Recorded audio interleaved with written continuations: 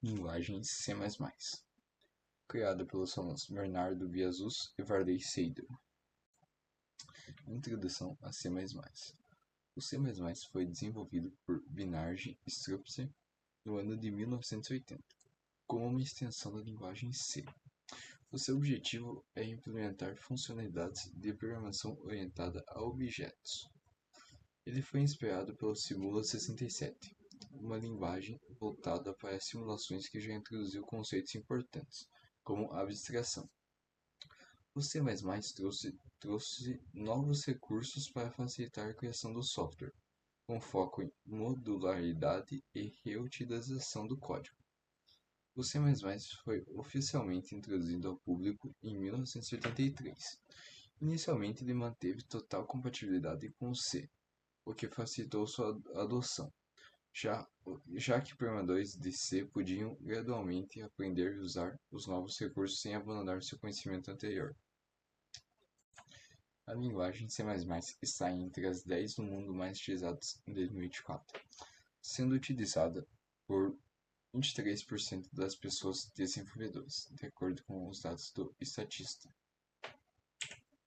Aplicação: a adaptação do C++ é amplamente utilizada em sistemas de alto desempenho como desenvolvimento de jogos, sistemas operacionais e sistemas embarcados, internet das coisas, redes e sistemas de e-mail.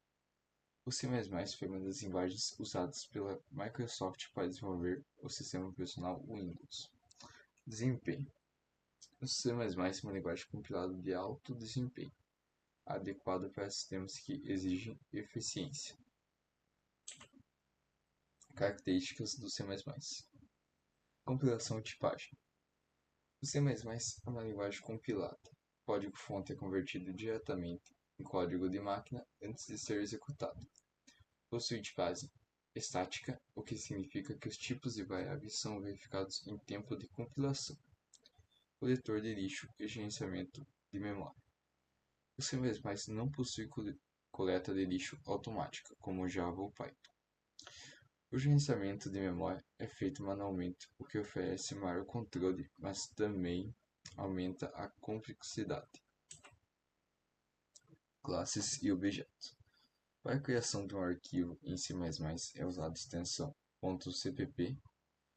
O arquivo .cpp contém a implementação das funções e classes, por exemplo, pessoa.cpp. Para a criação de uma classe, inicia-se usando a palavra-chave class, seguida pelo nome da classe. O nome deve ser significativo e começar com a letra maiúscula, conforme convenções de estilo comuns. Exemplo 1. Nesse exemplo é realizada a criação de uma classe pessoa e definida seus atributos. Classes e objetos. Depois que a classe é definida, são criados objetos dessa classe no código. Um objeto é criado como se fosse uma variável, mas com o tipo definido pela classe, que é criado na função main. Nesse exemplo, na classe pessoa foi adicionado um método para exibir suas informações. E depois foi criado o objeto pessoa1 na classe main. Sua execução vai mostrar o seu nome, Carlos, e sua idade, 25. Construtores e destrutores. Construtor. Um construtor é uma função especial que é chamada automaticamente quando o objeto é criado. Seu nome é o mesmo da classe e não tem tipo de retorno. Os construtores podem ter parâmetros permitindo a inicialização de atributos com valores específicos. Destrutor. Um destrutor é uma função especial chamada automaticamente quando um objeto é destruído, ou seja, quando sai do escopo ou é explicitamente deletado. O nome do destrutor é o mesmo da classe, mas é precedido por um til.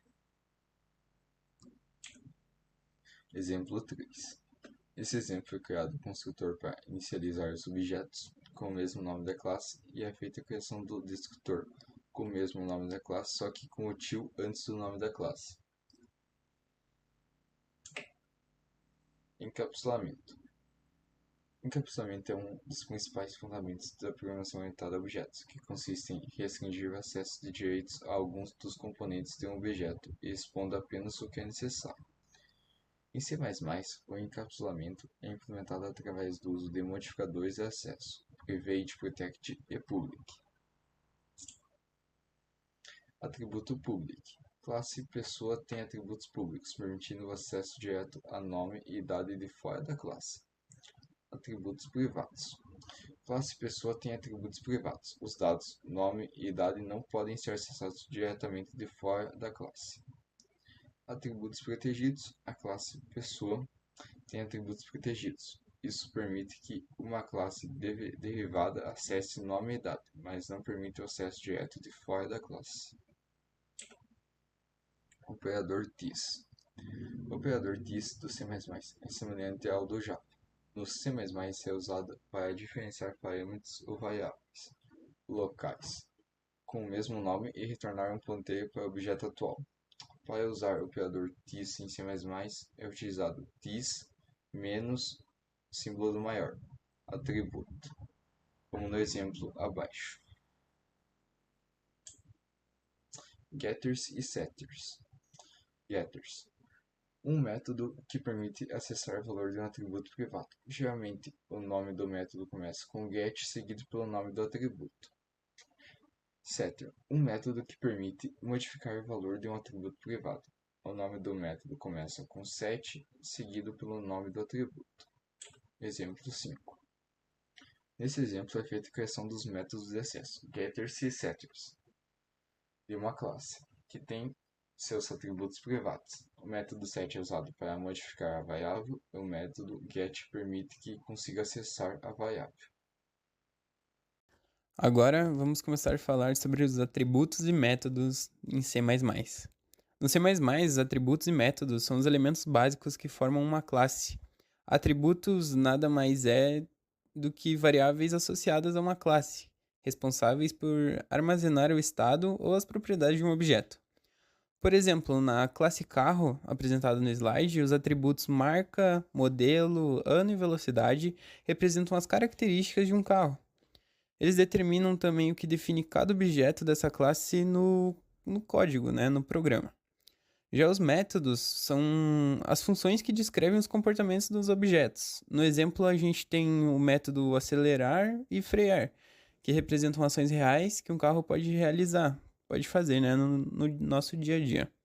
Isso mostra como o C++ permite mapear objetos do mundo real para o código, de forma que eles se tornem apresentações funcionais no software.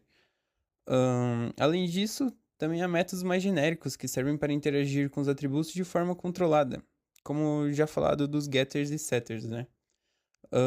Esses métodos podem ser usados para implementar algumas validações ou cálculos antes de modificar ou acessar os valores dos atributos. Um ponto importante em C++, é que os métodos atribuídos podem ser estáticos, ou seja, pertencem à classe, e não uma instância específica, ou normais, que são exclusivos de cada objeto criado a partir da classe. No exemplo apresentado, a gente vê que essas estruturas elas trabalham juntas, O método para imprimir as informações sobre o carro, por exemplo, faz uso direto dos atributos para fornecer uma descrição do objeto. Isso é particularmente útil em programas mais complexos, onde a clareza e a organização dos dados e comportamentos são fundamentais, São essenciais para o código.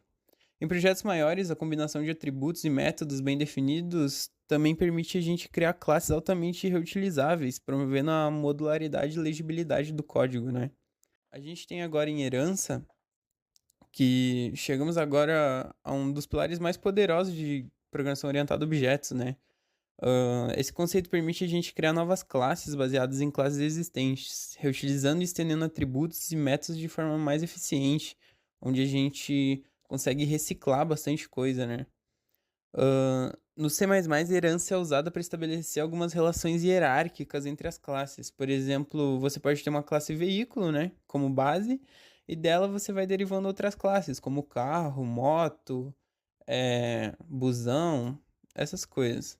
Dessa forma, o carro e a moto, ou o ônibus, avião, qualquer coisa que você quiser, eles herdam as características gerais de um veículo. Com a marca, velocidade, a gente pode adicionar mais algumas coisas também, tipo se ele é aéreo, se ele é aquático. A gente pode incluir comportamentos ou atributos específicos, como portas, no caso do carro, né? Ou na moto cilindrada, por exemplo, se ela é cilindrada ou ela é carenada também. Existem, tipo, dois tipos principais de herança em C++. Uma é herança simples, onde a classe derivada herda de apenas uma classe base. Esse é o tipo mais comum e mais fácil da gente gerenciar ele. E tem a herança múltipla, onde uma classe deriva ou herda duas ou mais classes bases. Isso oferece uma flexibilidade maior, mas também pode introduzir algumas complexidades, como conflitos nos nomes de atributos ou métodos. E isso deixa mais difícil da gente gerenciar o nosso código, mas a gente tem essa possibilidade, né? No código apresentado aqui no nosso slide, a gente vê exemplos desses dois tipos. Na herança simples, a classe derivada aproveita diretamente os atributos e os métodos da classe base, né? Já na herança múltipla, a gente consegue ver que é possível combinar características de várias classes. Mas é importante tomar cuidado com o problema do diamante, que é quando múltiplas classes base compartilham um ancestral comum, gerando uma ambiguidade, né? Uma similaridade aí na parada. Outro ponto a ser considerado na herança são os modificadores de acesso. A herança pública permite que os membros públicos e protegidos da classe base sejam herdados com o mesmo nível de acesso. Já na herança protegida ou privada, restringe o acesso, limitando o que pode ser herdado ou acessado por ela, né? A herança é uma ferramenta poderosa. A gente deve usar ela com bastante responsabilidade, né? Principalmente quando a gente chega a olhar múltipla. Classes muito complexas ou hierárquicas profundas podem dificultar a manutenção do código. Por isso que, por isso essa responsabilidade tão grande, né? Por isso, em projetos modernos, a composição onde classes utilizam instâncias ou outras bases muitas vezes é preferida a herança para evitar dependências excessivas. Apesar disso, a herança continua sendo essencial para cenários onde há uma relação clara de é um, né? Como no exemplo de carro e moto serem do tipo veículo. E uma conclusão aqui para a gente encerrar essa apresentação, né? A gente pode recapitular os principais conceitos abordados e destacar a importância deles na prática. O C++ é uma linguagem extremamente versátil, essa implementação na orientação a objetos através de classes, objetos, construtores, destrutores, encapsulamento, herança, permite a gente criar sistemas robustos e organizados. Ahn, por exemplo, se você pensar em um sistema como de um jogo, onde a gente tem uma classe personagem, inimigo, item, o encapsulamento nos ajuda a proteger esses dados, garantindo que ações inválidas, como um personagem ter uma vida negativa, sejam evitadas, né? Os construtores e destrutores automatizam processos repetitivos, como inicializar ou limpar a memória para diferentes elementos do jogo. A herança nos permite criar classes especializadas, como um guerreiro, é, um mago, um arqueiro, ah, qualquer coisa desse gênero, né? Que compartilha algumas características básicas, mas possuem comportamentos diferentes, né? Comportamentos únicos, assim como a gente já citou antes do exemplo da moto e do carro. Eles continuam sendo veículos, mas eles são itens diferentes, né? Esses conceitos são especialmente importantes quando a gente considera a performance e eficiência do C++, que é amplamente usado em sistemas embarcados, jogos, aplicações críticas. Isso nos mostra que a gente não tá só apenas aprendendo teoria, né? Mas também ferramentas práticas que são aplicadas em problemas reais da indústria. E mais do que dominar os conceitos técnicos, é importante saber como usá-los para resolver problemas de forma criativa. Eu espero que essa apresentação tenha mostrado como o C++ é poderoso e flexível e que tenha dado para entender e pegado uma boa base dele. Para a gente concluir, eu quero deixar uma mensagem, né? Uma reflexão. Um código bem estruturado é a base de um software bem sucedido. A gente vê muitas empresas grandes aí falando sobre isso e até em alguns livros, né, como Clean Code, a gente vê que um código limpo, né, um código bem feito é surpreendente o quão a mão na roda ele pode ser. O C++ nos oferece todas as ferramentas para isso e cabe a gente utilizar elas da melhor forma, né? Mas nosso trabalho é esse. Muito obrigado pela atenção e é isso. Agradecemos.